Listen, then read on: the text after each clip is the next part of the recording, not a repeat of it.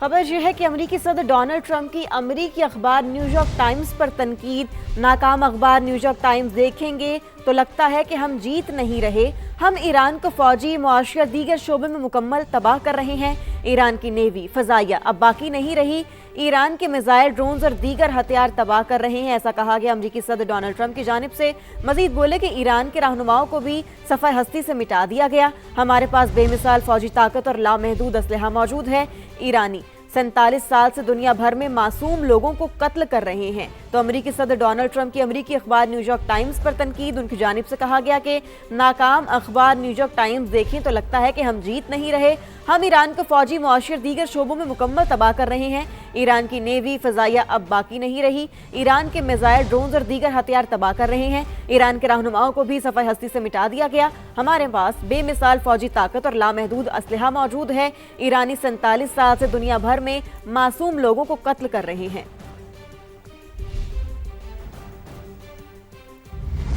आगे बढ़ते हैं। खैबर पख्तूनख्वा में रमज़ान रिलीफ पैकेज में एजेंट्स की जानिब से कटौती किए जाने का इंकशाफ हुआ है। पेशावर, नौशहरा, मर्दान समेत दीगर अजला से मुतादिद शिकायत मौसूल हुई हैं। बात करेंगे शहबाबुर रहमान हमारे साथ मौजूद हैं। शहाब, बताइए कितनी कटौती की जा रही है और इसकी वजह क्या सामने आई है?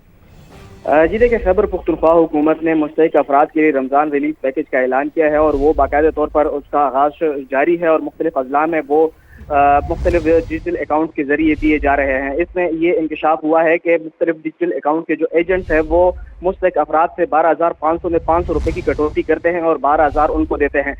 मुस्तहिकीन का ये कहना है कि जितने भी एजेंट्स हैं वो ये कहते हैं कि ये पैसे उनसे टैक्स के तौर पर काटे जाते हैं, जबकि हुकूमत ने ये पहले ही कहा था कि जितने भी मुस्तहिकीन को ये रकम मौसूल होगी तो उसमें किसी किस्म की कटौती नहीं की जाएगी। इस हवाले से ज़िला इंतज़ामिया पेशावर से हमने बात की है तो उनका कहना है कि इस हवाले से मुख्तलिफ जगहों में जो है कार्रवाइयाँ जारी है और मुतअद्दिद दुकानों को भी सील किया गया है और जितने एजेंट इसमें मुलव्विस है उसको भी गिरफ्तार किया गया है और इसमें भी दीगर अजला में भी ज़िला इंतज़ामिया को मुतहरिक किया है और जितने भी इस किस्म के गैर कानूनी कटौती करते हैं तो उनको तफसील बताने के लिए आपका शुक्रिया शहाबुर रहमान।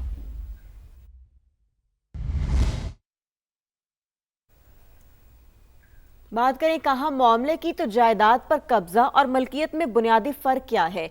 अगर कोई जमीन पर नाजायज कब्जा कर ले तो कैसे वापस हासिल किया जा सकता है।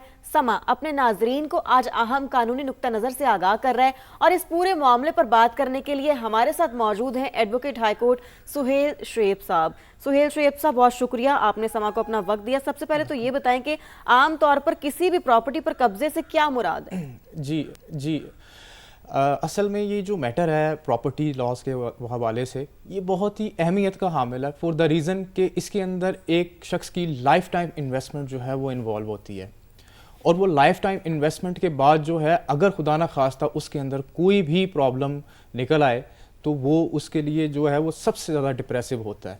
मेरा ख्याल है कि फ़ौजदारी के मामलात से भी ज़्यादा डिप्रेसिव अगर कोई चीज़ हो सकती है, those are the property matters. तो अगर हम बात करें मलकियत और कब्ज़े के दरमियान फ़र्क की तो इसके अंदर मैं एक मिसाल से इस बात को जो है वो समझाना चाहूँगा कि अगर एक शख्स अपना मकान जो है वो किसी भी शख्स को किराए पे देता है, अब वो काबिज़ जो है वो तो किराएदार है, लेकिन अगर हम देखें मलकियत वो तो उसी शख्स की रहेगी जिसने उसको किराए पे दिया है। तो ये बेसिकली मलकियत और जो है वो कब्ज़े में फ़र्क है। लेकिन यहाँ पर भी एक और बात बड़ी अहमियत की हामिल है। कब्ज़े का मतलब आम तौर पे होता है इख्तियारात का इस्तेमाल करना।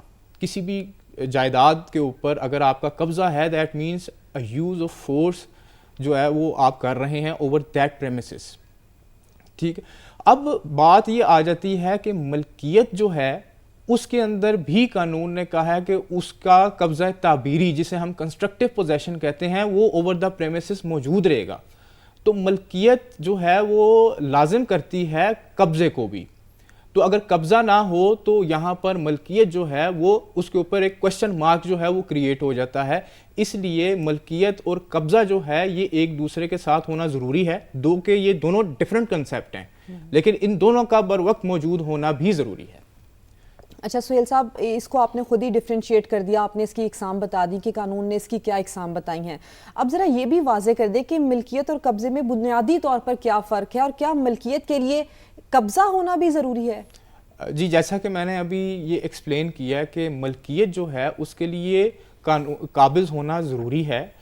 اگر آپ بالفرض آکیوپائی نہیں کر رہے اس پریمیسز کو, آپ موقع پہ جو ہے وہ موجود نہیں ہیں, تو جو قانون ہے یا کورٹس ہیں وہ کہتی ہیں کہ وہاں پر آپ کا کنسٹرکٹیو پوزیشن یا جسے ہم قبضہ تعبیری کہتے ہیں وہ موقع پر موجود ہوتا ہے بہرحال, کیونکہ آپ بے شک موقع پہ قابض یا آپ آکیوپائی نہیں کر رہے اس کو, رہائش پذیر نہیں ہیں, لیکن پھر بھی آپ کے پاس اختیارات ہیں کہ آپ اس پراپرٹی کو استعمال کر سکتے ہیں اور اس کے اوپر کنسٹرکشن کر سکتے ہیں اور اس کو کسی کو کرائے پہ دے سکتے ہیں یا وہاں پر خود بھی اپنی رہائش رکھ سکتے ہیں.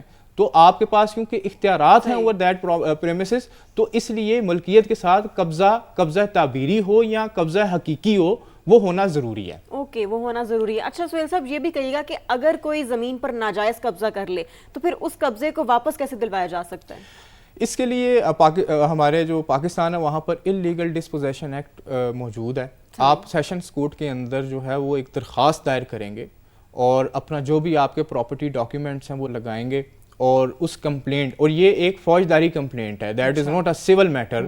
جب ہم ناجائز قبضے کی بات کرتے ہیں تو ناجائز قبضہ جو ہے یہ ایک سول میٹر نہیں ہے, یہ ایک کہ قبضے کے معاملات سول میٹر بھی ہو سکتے ہیں, that is a separate thing.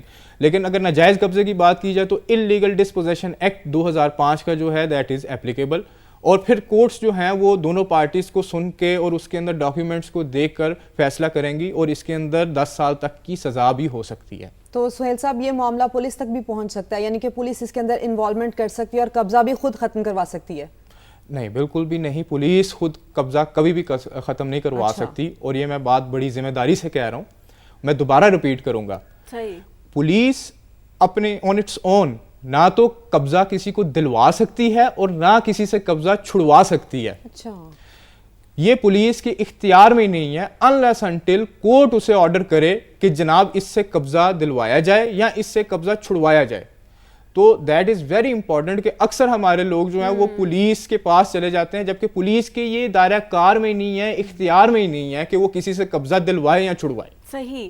اچھا ایک اور بڑا اہم پوائنٹ ہے جس پر میں آپ سے جاننا چاہوں گی, وہ یہ کہ پنجاب کے جو آنرشپ کے موجودہ قانون ہیں ان کو ہائی کورٹ نے شدید تنقید کا نشانہ بنایا تھا, ایسا کیوں ہوا؟ دیکھیں اس کے اندر نا سب سے پہلی بات یہ تھی کہ آلریڈی جو سول کورٹ کے اندر کیسز پینڈنگ ہیں ان کیسز کو وہ کہتے ہیں کہ جی ڈپٹی کمشنر اور ریونیو آفیشلز جو ہیں وہ ڈیسائیڈ کریں گے.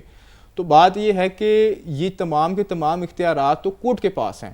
اگر ہم ریلیونٹ لاز کی بات کریں تو اسپیسیفک ریلیف ایکٹ ہے, اس کے اندر بڑا واضح طور پہ کہا گیا کہ اگر آپ سے, اس کے اندر 2 سچویشنز ہیں. ایک سچویشن ہے کہ اگر آپ کو کوئی شخص قبضہ نہیں دے رہا تو آپ نے خود قبضہ نہیں لینا, آپ نے عدالت کے پاس جانا ہے اور اس سے قبضہ جو ہے نا وہ واپس لینا ہے, عدالت آپ کو دلوائے گی. اور دوسری سچویشن ہے کہ اگر آپ سے کسی نے قبضہ لے لیا ہے اس پراپرٹی کا تو تب بھی آپ نے یوز آف فورس نہیں کرنا, بلکہ آپ نے عدالت ہی جانا ہے اور عدالت کے ذریعے سے ہی جو ہے وہ قبضہ لینا. اب سوال یہ ہے کہ یہاں پہ تو آلریڈی ریونیو آفیشلز, آپ کی پولیس اور سب لوگ موجود ہیں, تو یہ بیسیکلی ٹوٹل دائرہ کار ہی عدالت کا تھا, عدالت نے ڈیسائیڈ کرنا تھا. اور ایک اہم بات یہ تھی کہ ابھی تک آنرشپ ایکٹ کے تحت جو ہے وہ ٹرائیبیونلز بننے تھے, وہ بنے نہیں, اور ڈپٹی کمشنرز اور کمشنرز جو ہیں وہ قبضے دلوا رہے ہیں لوگوں کو.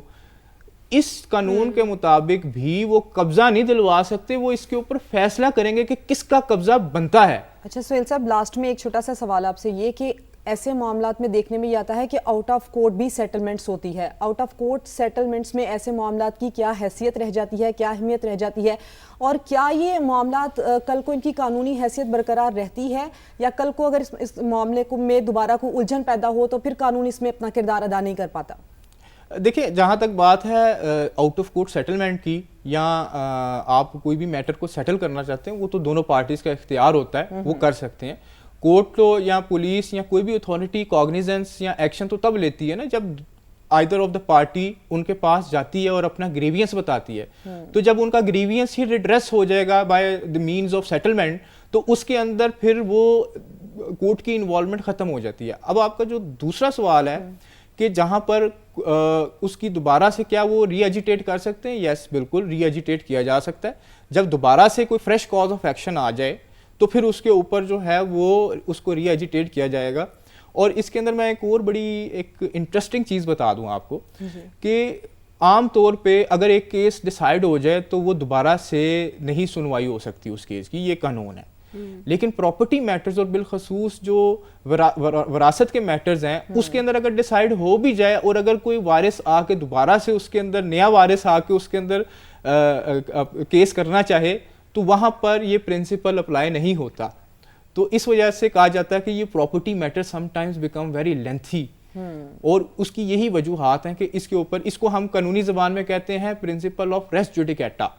تو یہ پرنسپل جو ہے جو وراثتی معاملات ہیں اس کے اوپر اپلائی نہیں ہوتا. ٹھیک ہے, یہ وراثتی معاملات پر اپلائی نہیں ہوتا. اور اس میں جیسے آپ نے پہلے ہمیں بتایا کہ اس میں پولیس جو ہے نا وہ کوئی کردار ادا نہیں کر سکتی, تو جو کرائم کنٹرول ڈپارٹمنٹ ہے وہ بھی انٹروین نہیں کر سکتا نا اس معاملے میں؟ بالکل, کرائم کنٹرول ڈپارٹمنٹ بھی سیم پولیس ہی ہے, عام پولیس ہی ہے, بس اس کو لیکن ہم نے یہ دیکھا اکثر کیسز میں نے خود وٹنس کی کہ لوگ جا کے ان سے رجوع کرتے ہیں اور ان سے کہتے ہیں کہ جی ہمارا معاملہ حل کرائیں. دیکھیں یہ جو یوز آف فورس ہے نا, اگر آپ اس کے ذریعے سے کریں گے تو یہ تو میں نے آلریڈی آپ کو بتا دیا کہ قانون میں اس کی ممانعت ہے. صحیح. اور اگر کوئی سی سی ڈی یا کوئی بھی ڈپارٹمنٹ اس کے اندر اپنا انفلوئنس یا انڈو, اور یہاں پہ میں ورڈ استعمال کروں گا انڈیو انفلوئنس استعمال کرتے ہوئے کسی کو قبضہ دلاتا ہے تو یہ قبضہ دلوانا ان اٹ سیلف جو ہے وہ غیر قانونی ہے. ٹھیک ہے, بہت شکریہ. ہمارے ساتھ موجود تھے advocate high court Sohail Shoaib صاحب, آپ نے اپنا وقت دیا, آپ کا بے حد شکریہ.